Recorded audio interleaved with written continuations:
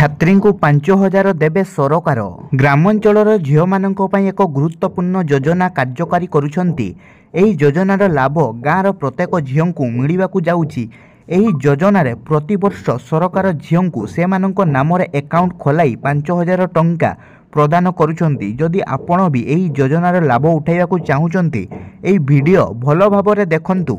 केंद्र सरकारक द्वारा युवती झील और महिलांक पई विभिन्न योजना कार्यकारी करा जाउछि। से मानकु आर्थिक और सामाजिक क्षेत्र में मजबूत करिबा एही योजनार मूल लक्ष्य रही आसीछि।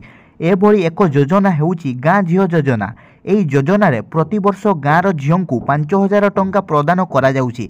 एही योजनार लाभ उठाइबाकू कौन कौन डॉक्यूमेंट आवश्यक और योग्यता कौन रही ताकू जानिबा जरूरी। एही योजना रे विशेष करी छात्री मानकू गुरुत्व दिया जाउछि। एही योजना रे पूर्वरु अनेक छात्री लाभ उठाई सारिछंती। जो माने द्वादश श्रेणी रे 60% रु अधिक मार्क रखिछंती से माने एही योजनार लाभ उठाई पारिबे। 10 मास जाए से मानक अकाउंट को 500 टंका लेखाएं पठाजिबो।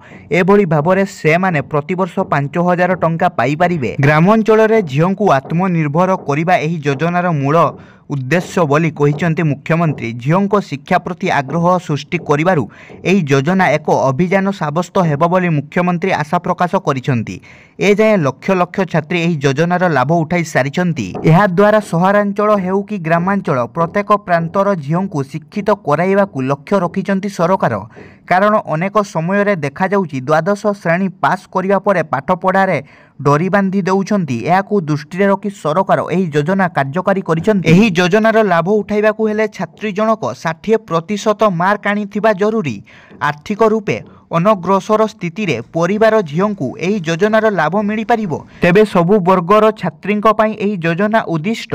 एही योजना रे शामिल हेबाकू आधार कार्ड, जाति प्रमाणपत्र, 10म श्रेणी मार्कशीट, ठिकाना प्रमाणपत्र, college I card, email ID सह मोबाइल नंबर आवश्यकता रही। ता सहित पान कार्ड और बैंक पासबुक बाध्यतामूलक करा जाइछि।